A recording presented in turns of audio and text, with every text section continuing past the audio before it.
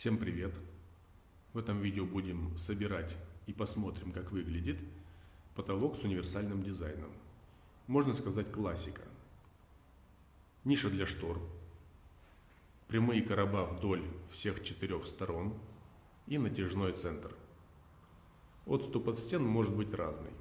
В нашем случае с 3 сторон ширина короба 60 см и в самом широком месте над шкафом 1,20 м. Для начала сделаем разметку и закрутим по линиям направляющие профиля. Совсем не обязательно делать разметку для всего потолка сразу.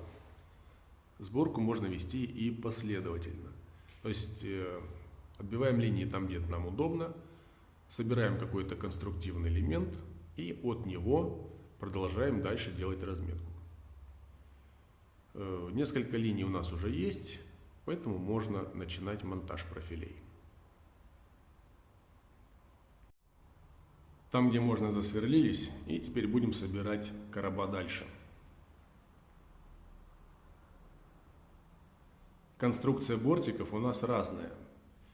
Те бортики, которые идут в сторону комнаты, и к ним крепится натяжной, будут иметь усиленный каркас. А со стороны окна мы засверлим еще один профиль направляющий и сделаем простую шторку, обычную. То есть здесь мы засверлим профиль и сразу прикрутим гипсокартон, по нему отобьем линии и вошьем туда каркас. Там, где со стороны комнаты, сделаем сначала каркас, а потом обошьем его гипсокартоном. И уже от этой шторки начнем боковые стороны.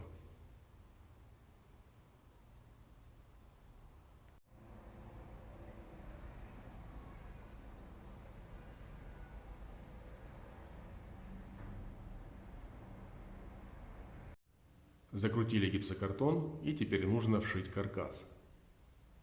Для этого ставим отметки в продолжение нашего нижнего периметра и отбиваем 2 линии. Одну с наружной стороны гипсокартона и вторую изнутри.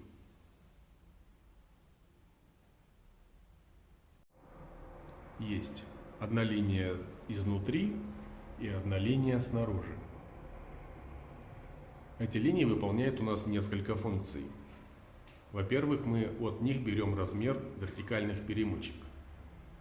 Во-вторых, по этой линии ложится профиль, и его не нужно выравнивать.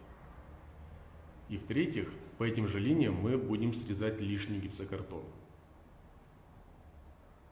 Вот, кстати, видно, насколько прежний потолок был далек от горизонтали.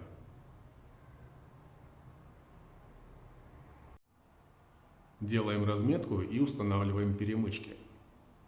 Полоска у меня длиной 2,50, поэтому расстояние между перемычками 50 сантиметров. Делаются они просто. Берем удешку нужной длины, срезаем с нее боковую часть и донышко, оставляем один лепесток. Боковую часть сгибаем. И получается у нас вот такая деталька. Устанавливается тоже просто. Подрезаем профиль до середины уголком. Одну часть загибаем. И устанавливаем перемычку внутрь. Закручиваем саморез. Вот таким образом. Вот так устанавливаем все перемычки. В том месте, где у нас стык 2 полосок, перемычка будет из CD-шки. Готово. Теперь ставим нижний профиль по линии и прикручиваем его. Сначала прикручиваем через гипсокартон, а затем фиксируем на перемычках саморезами по металлу.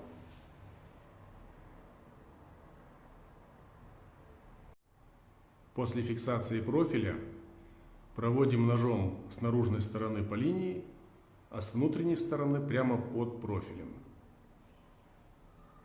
И отламываем лишний гипсокартон.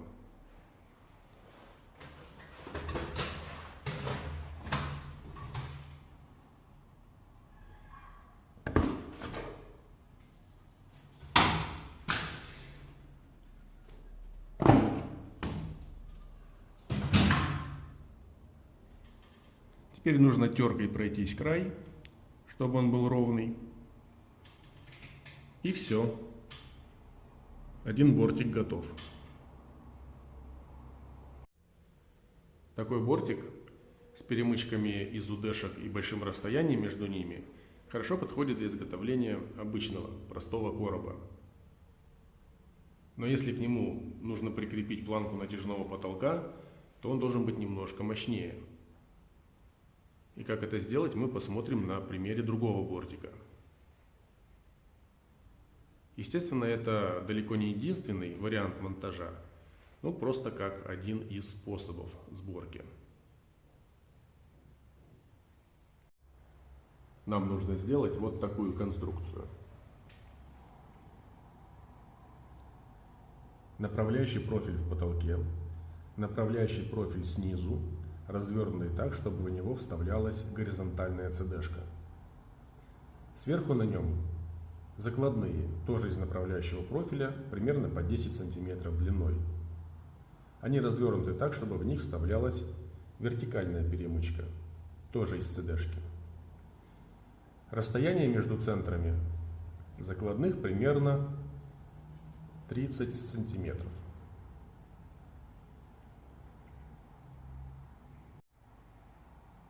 Конечно, вместо коротких закладных можно поставить и один целый профиль поверху.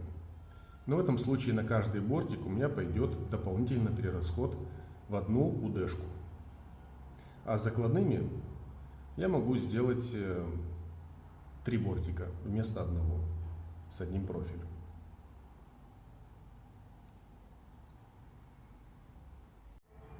Делать разметку и прикручивать закладные можно и на полу. Но нам не составляет никакого труда сделать это и на подвешенном профиле. Ширина комнаты такая, что 3-метрового профиля не хватает, а 4-метрового у меня нет. Поэтому пришлось его удлинить, так чтобы он мог опираться на боковой периметр.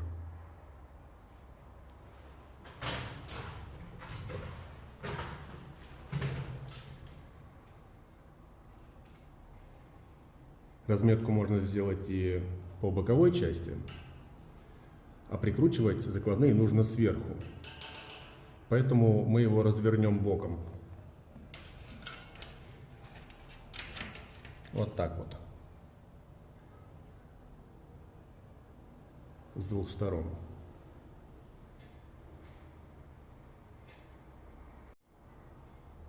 Вот теперь можно сделать разметку и зафиксировать закладные.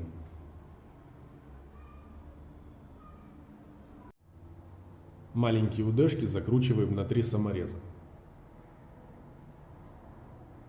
2 по краю, это силовое крепление, и 1 саморез дополнительный, для того, чтобы профиля прилегали всей плоскостью. После этого можно развернуть нижнюю удешку в ее нормальное положение.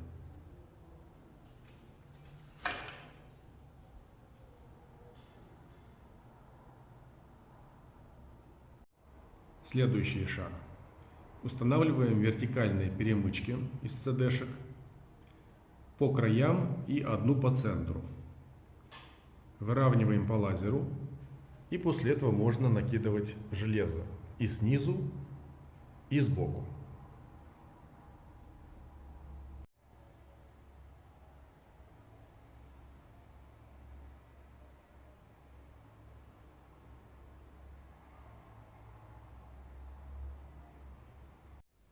Мы раскидали профиля в каркасе с учетом вентиляции, светильников и раскладки листов. Все CD-шки закреплены от базовых поверхностей, от потолка и от стены. Осталось выровнять только внешний край короба, так чтобы он находился и в вертикальной, и в горизонтальной плоскости. Готово. Выровняли внешний край, и теперь можно прикрутить на него полоску гипсокартона. Именно этот короб у нас шириной 1,20 м, и это слишком много, чтобы оставлять профиля без поддержки. Поэтому по центру засверлили ряд подвесов и также выровняли нижнюю плоскость.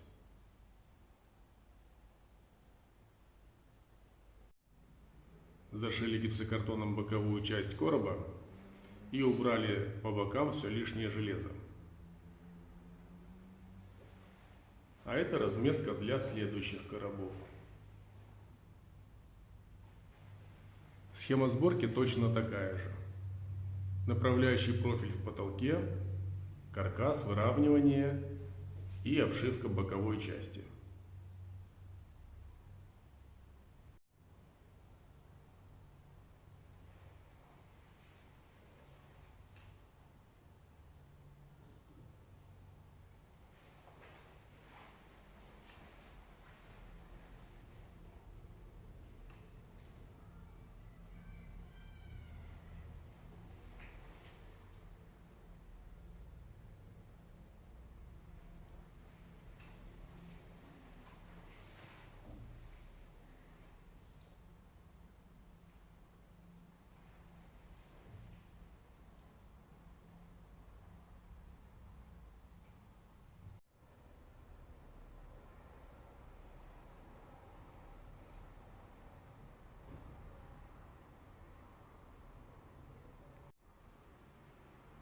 Каркас для боковых частей готов, и можно обшить его гипсокартоном.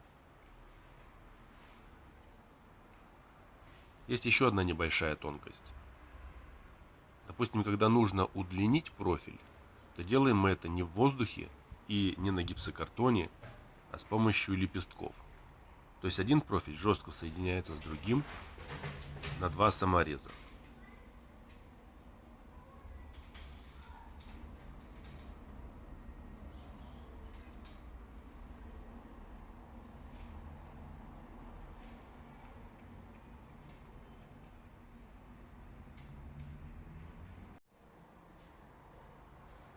Собираем четвертую сторону внутреннего прямоугольника.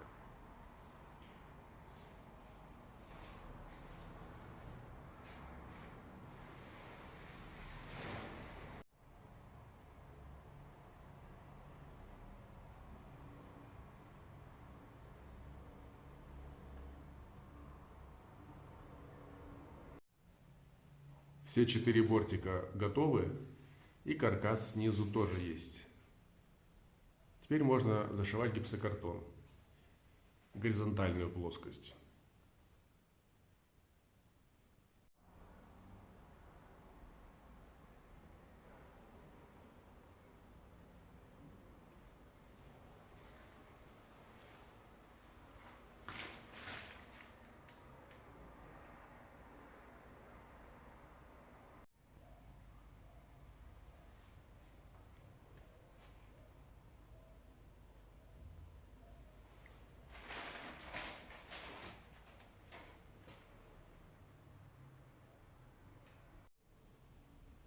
Закончили обшивку коробов, и в принципе по моей гипсокартонной работе все готово. Следующий этап — это малярка.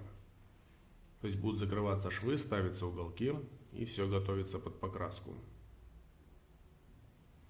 Кстати, для тех, кто спрашивал, какой ширины делать короба от стены, чтобы они смотрелись красиво. В большинстве наших чертежей указан размер 40 сантиметров. У нас короба на 60. Я бы не сказал, что это смотрится как-то громоздко. На глаз воспринимается вполне адекватно. Плюс к этому, когда будет установлен натяжной потолок, он уменьшит высоту боковой части примерно наполовину. Это добавит потолку легкости. То есть можно сказать, что в обычной стандартной квартире вполне допустимо делать короба шириной от 40 до 60 сантиметров, без ущерба для визуального восприятия. Под вопросом у нас остается ниша для штор.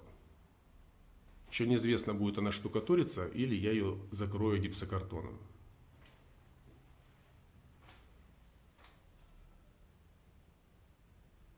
И короб еще для вентиляции. Но он к потолку не относится, поэтому про него будет другое видео.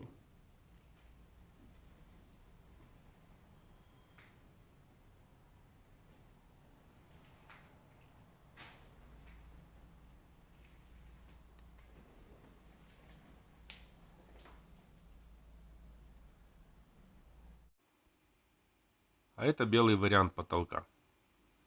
Отделочники уже приступили к работе, то есть установили уголки, запечатали швы и зашпаклевали всю поверхность.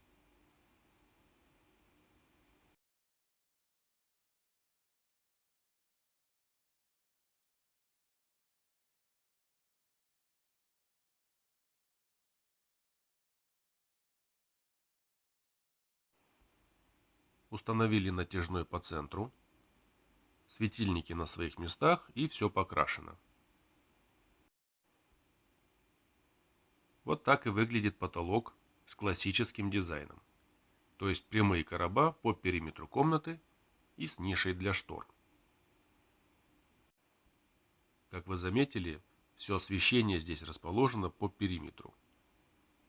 Сочетание большого диаметра встроенных светильников и их количество придают довольно интересный эффект дизайну этой комнаты. Ну а на этом всем пока. Спасибо за внимание.